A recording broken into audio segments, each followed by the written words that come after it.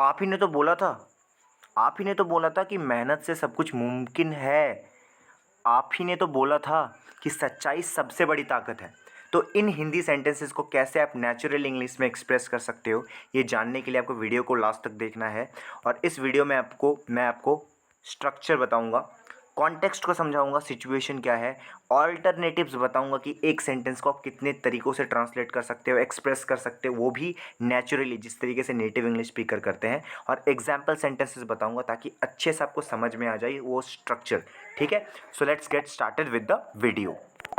तो इन हिंदी सेंटेंसेस को एक्सप्रेस करने के लिए जो हमारा मेन स्ट्रक्चर है वो है you were the one who said. ठीक है, तो यू को आप सब्जेक्ट को चेंज कर सकते हो, ऑब्वियसली आप कर सकते हो यार, इतनी छोटी छोटी चीज़ें क्या बताऊँ, है ना। अब चेंज कर लेना, you were the one who said, है ना। उसके बाद सेड की जगह आप मैंशनड का भी यूज़ कर सकते हो और टेल्ड का सेकंड फॉर्म टोल्ड का भी यूज़ कर सकते हो। ठीक है, और उसके बाद एक प्रॉपर सेंटेंस। ठीक है, वो कोई सा भी सेंटेंस हो सकता है एज एन एडवाइस, आप किसी को भी जो जो भी आपने एडवाइस दिया था वो सेंटेंस इधर आप डाल देना। ठीक है, तो अब क्या करते हैं ना, कॉन्टेक्स्ट को समझते हैं कि इस स्ट्रक्चर का क्या कॉन्टेक्स्ट है। अब कॉन्टेक्स्ट समझना क्यों ज़रूरी है, लेकिन वो जान लेते हैं पहले।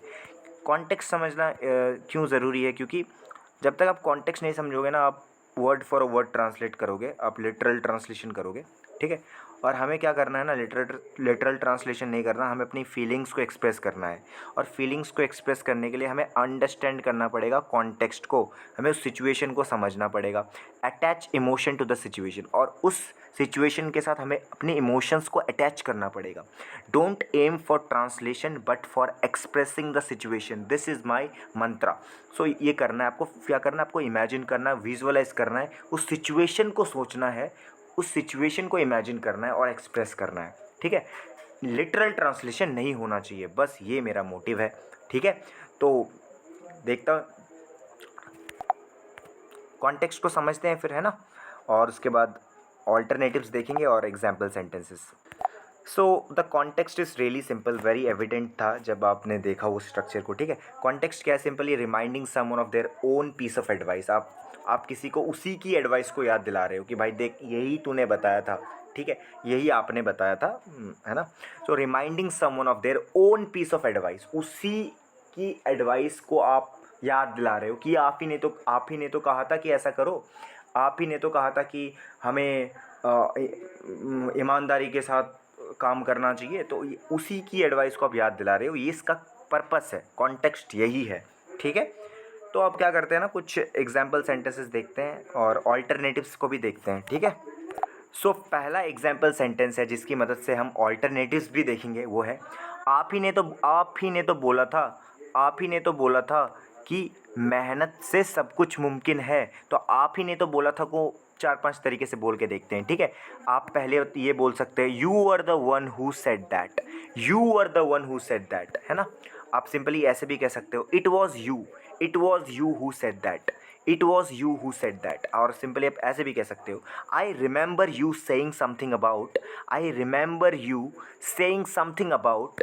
उसके बाद मैं बताऊंगा वो सेंटेंस। ठीक है, you are the one who drilled into me that, you are the one, आप ही थे जो आपने ड्रिल किया था, मेरे अंदर डाला था, ये बात डाली थी, ये सिस्टम में डाला था। ठीक है, you are the one who drilled into me that, कि क्या है, मेहनत से सब कुछ पॉसिबल है, hard work makes everything possible. तो मैंने क्या करा ना, मैंने इस आप ही ने तो कहा था, इसको मैंने एक्सप्रेस किया 4-5 तरीक़ों से, वो ये था।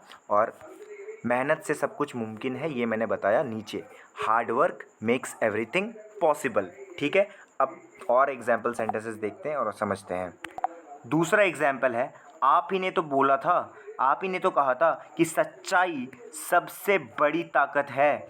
You are the one, you are the one who said that, you are the one who said that honesty is the greatest strength. तीसरा एग्जाम्पल है, आप ही ने तो बोला था कि सपने बड़े देखने चाहिए। You are the one who said that, who drilled into me, you are the one who said that we should dream big, we should dream big।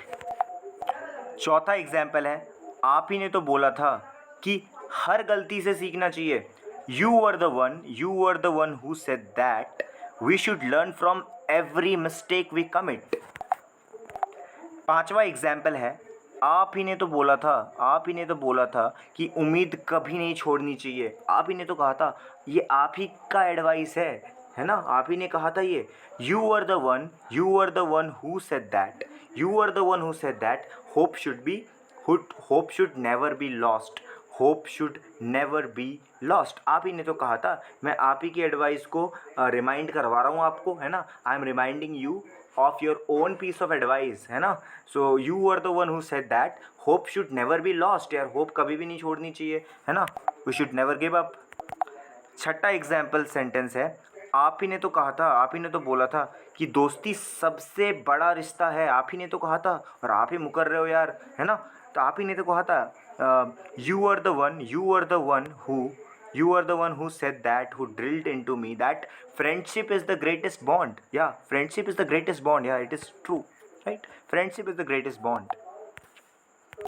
सातवां एग्जाम्पल है, आप ही ने तो बोला था कि सफलता धैर्य से मिलती है। You are the one who said that, you are the one who drilled into me, who said that, who mentioned that, who told me that success comes with patience. Success patience से ही आता है भाई, patience रहेगा तभी success मिलेगी, ठीक है? तो आप ही ने तो कहा था, I am reminding you of your own piece of advice.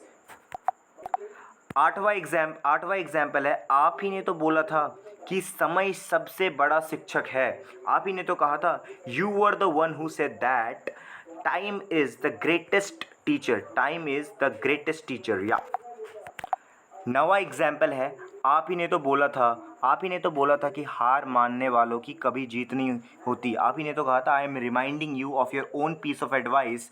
So you are the one who said that, you are the one who said that quitters never win. You are the one who said that quitters never win.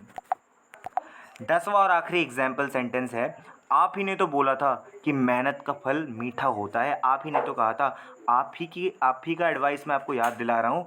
आप ही ने तो बोला था, you are the one who said that the fruits of hard work are always sweet.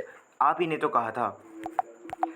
11वां example है, ये आखिरी example होने वाला है, ठीक है? तो 11वां एग्जाम्पल है, आप ही ने तो बोला था, आप ही ने तो बोला था कि घर ज़िंदगी में एक ही बार बनता है। ये मैंने ऐड से लिया था, ठीक है? So you are the one who said that a house is built just once in a lifetime, just once in a lifetime. You are the one who said that a house is built just once in a life time.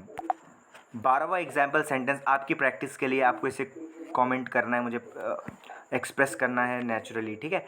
तो आप ही ने तो बोला था कि ज़िंदगी में कभी हार नहीं मानना। सो इसको आपको कमेंट करके मुझे बताना है। सो आई होप आपको वीडियो पसंद आई है। अगर आपको वीडियो पसंद आई है तो ऐसे इन्फॉर्मेटिव कंटेंट्स के लिए आप मेरे चैनल को सब्सक्राइब कर सकते हो। वीडियो अगर पसंद आई है तो वीडियो को लाइक ज़रूर करना, अपने फ्रेंड्स के साथ शेयर करो जो भी स्पोकन इंग्लिश सीखना चाहते हैं। प्यारा सा कमेंट ज़रूर करना कि वीडियो कैसी लगी। Thank you so much for watching the video.